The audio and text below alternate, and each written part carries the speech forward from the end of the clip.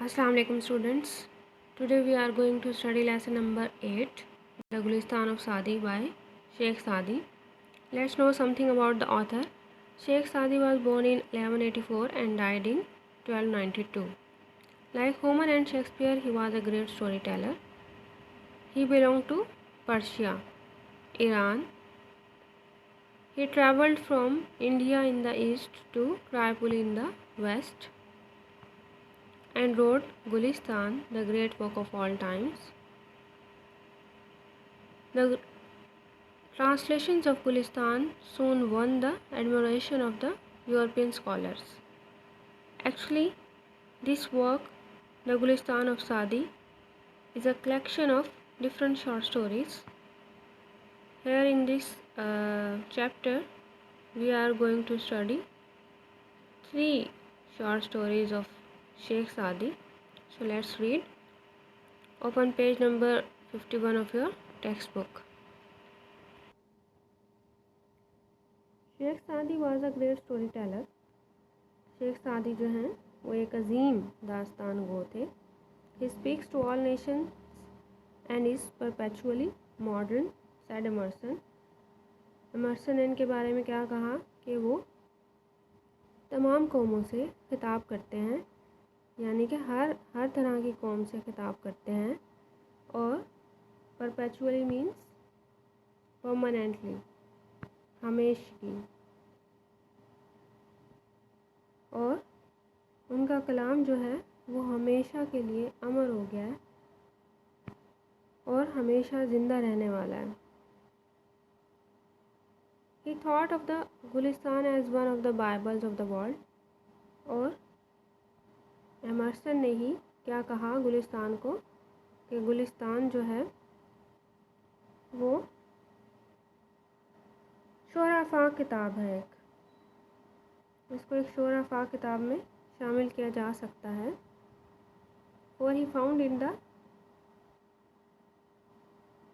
Universality of the moral law. अब यहाँ क्या मिलता है हमें कि हमें ज़ाब्ता अखलाक की हिमागिरियत नज़र आती है यहाँ पर. इस वजह से जो है इसको बाइबल्स ऑफ द वर्ल्ड में शामिल किया जा सकता है. The Gulistan translated in Latin and English became love for the people. Gulistan जो है उसका तर्जमा किया गया लातीनी और इंग्लिश ज़बान में, और ये किताब जो है लोगों की दिलचस्पी का बायस बनी, या इसने बहुत जो है मोहब्बत पाई लोगों से. It is interesting to note, और ये बहुत दिलचस्प बात है, that English scholars use Saadi's translated parables in their divine books. के जो इंग्लिश स्कॉलर्स हैं, बड़े बड़े जो इंग्लिश फिलोसफर्स हैं, उन्होंने क्या किया कि शेख सादी के जो पैराबल्स हैं, पैराबल्स मीन्स हिकायतें, कहानियाँ, दास्तानें, मोरल स्टोरीज़, उनको क्या किया उन्होंने कि ट्रांसलेट किया इन दियर डिवाइन बुक्स. कि उन्होंने जो अपनी किताबें लिखी शोराफा किताबों में जो है उनमें इस्तेमाल किया. Till it was discovered to be an English translation of a Latin version of Persian origin. जब तक कि ये मालूम हुआ कि लातीनी नुस्खे का अंग्रेज़ी तर्जमा है जिसका असल माखज़ जो है वो फ़ारसी है. मतलब ये बात बाद में जाके पता चली कि ये असल में जो है लातीनी नुस्खे का अंग्रेज़ी तर्जमा है और इसका असल माखज़ जो है वो फ़ारसी ज़बान है, कि फ़ारसी में लिखी गई थी ये जो शेख सादी ने बुक लिखी थी. Edwin Arnold has aptly described Gulistan in culinary terms as an intellectual pilaf, a literary curry, a kebab of a versatile genius. Now see how he is describing The Gulistan of Sheikh Saadi. Culinary means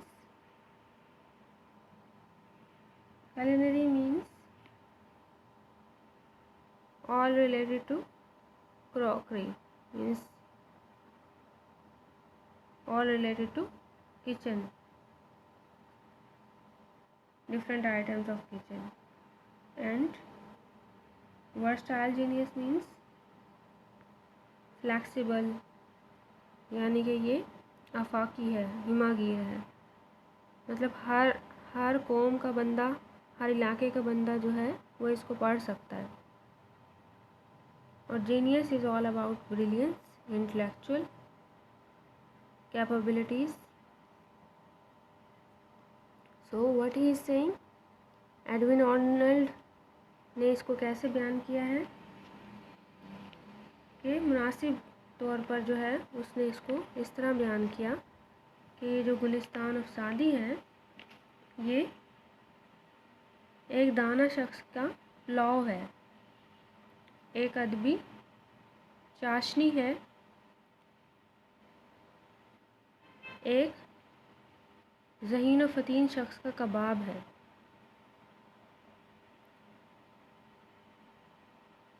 The readers are sure to enjoy these parables as food for thought। और जो readers हैं यानी कि जो इसके पढ़ने वाले हैं वो क्या हैं, अपने ख़यालात को जला बख्शने के लिए इन हकायतों के मज़े लूटने का यकीन रखते हैं। मतलब कि उनको यकीन होता है कि अगर वो इन हकायतों को पढ़ेंगे, रीडर्स जो हैं उनको यकीन होता है अगर वो इन हकायतों को पढ़ेंगे तो फिर क्या है, उनके जो ख़यालात हैं उनको मतलब थोड़ी सी फूड मिलेगी, रोशनी मिल जाएगी। एज़ फूड फॉर थॉट, मतलब जैसे हमें खाने पीने की ज़रूरत होती है और हम खुराक से अपनी भूख मिटाते हैं, इसी तरह हमारा जो दिमाग है उसको भी खाने पीने की ज़रूरत होती है, उसकी भी भूख मिटाई जाती है। और वो कैसे, किताबें पढ़कर। तो यहाँ किताबें पढ़कर हमें क्या है, मज़ीद हमारी सोच पुख्ता होती है, हमारे ख़यालात जो हैं वो पुख्ता हो जाते हैं।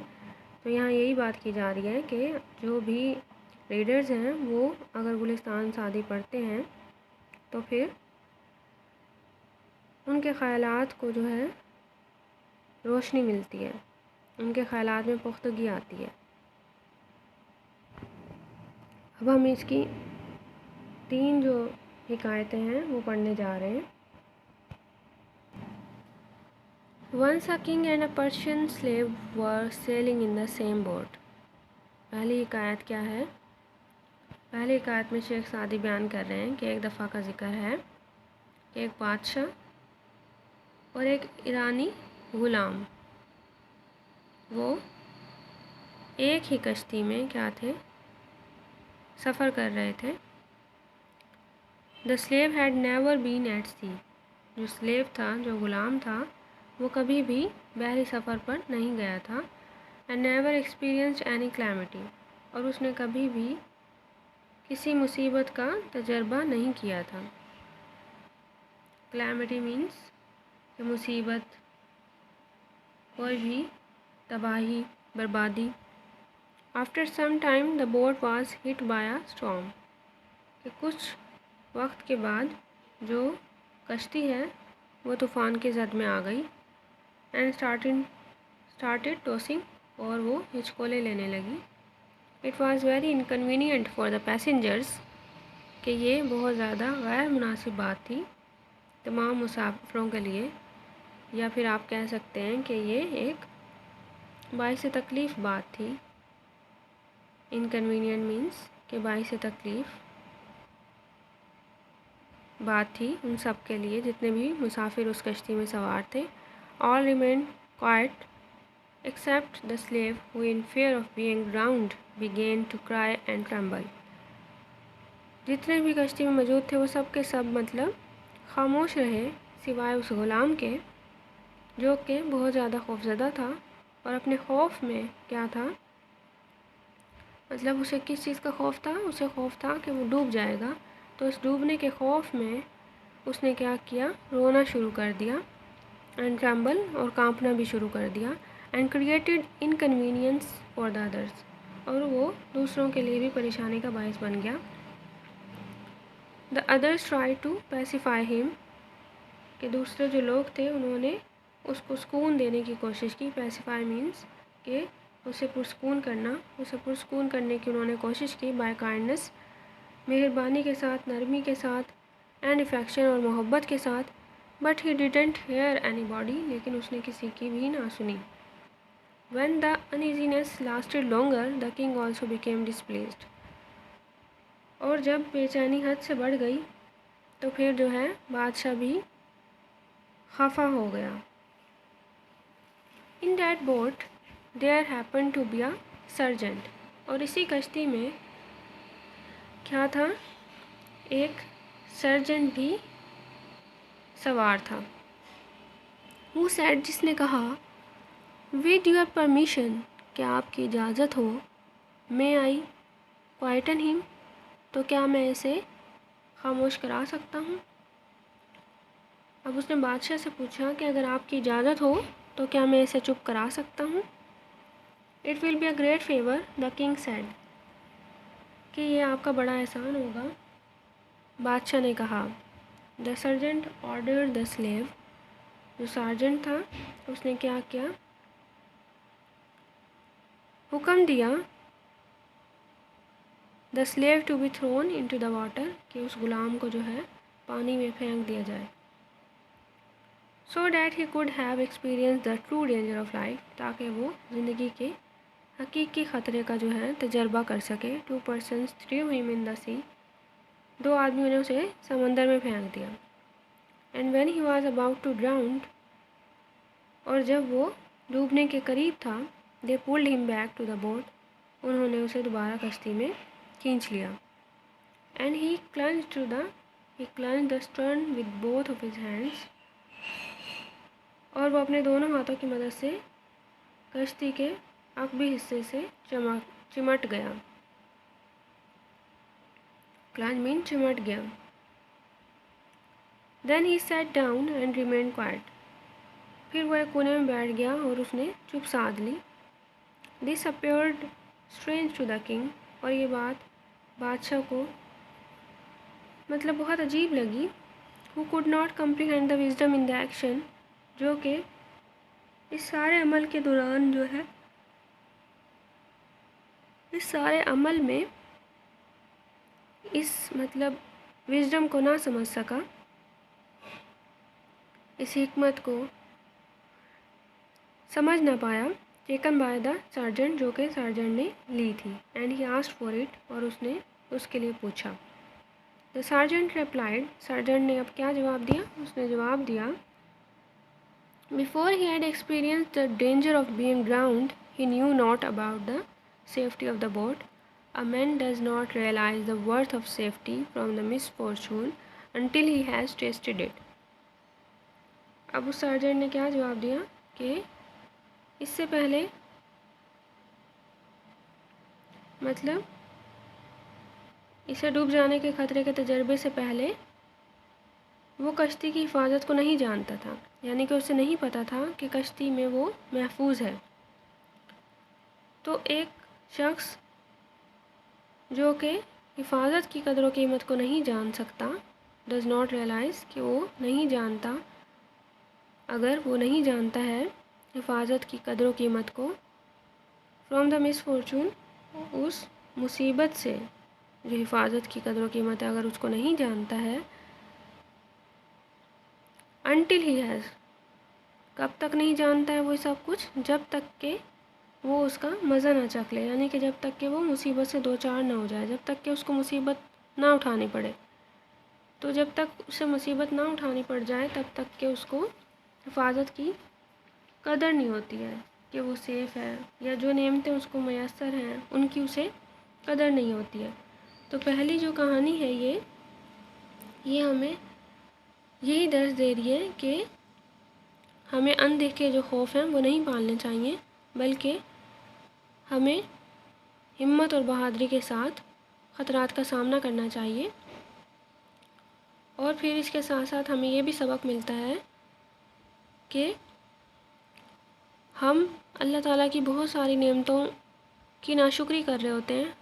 हम बहुत सारी नेमतें अवेलेबल होती हैं, यानी कि हमारे सामने हमारे आसपास मौजूद होती हैं, लेकिन हम उन्हें देख नहीं रहे होते हैं, ना ही हमें उनकी कदर कीमत का एहसास होता है। हमें उनकी कदर कीमत का एहसास कब होता है? जब वो हमसे छीन जाती हैं, जब वो हमारे पास नहीं होती हैं। तो हमें हर लम्हा जो है वो अल्लाह ताला का शुक्र अदा करना चाहिए उन नेमतों के लिए जो कि हमें मैसर हैं। अब ये पहली कहानी थी जिससे हमें बहुत सारे जो हैं वो सबक मिलते हैं कि मुसीबत के वक्त घबराना नहीं चाहिए और शुक्र अदा करना चाहिए कि हमें इतनी ज़्यादा नेमतें मैसर हैं।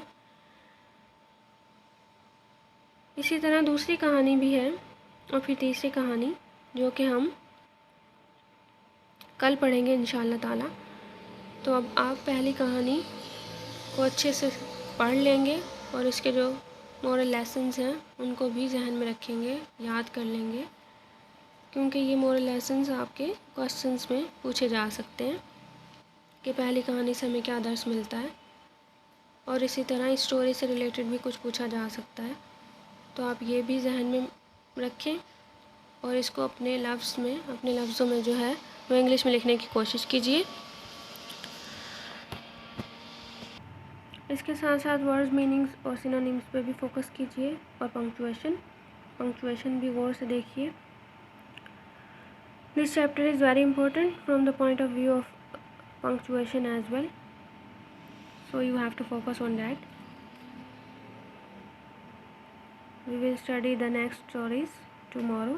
Till that time, take care. Allah Hafiz.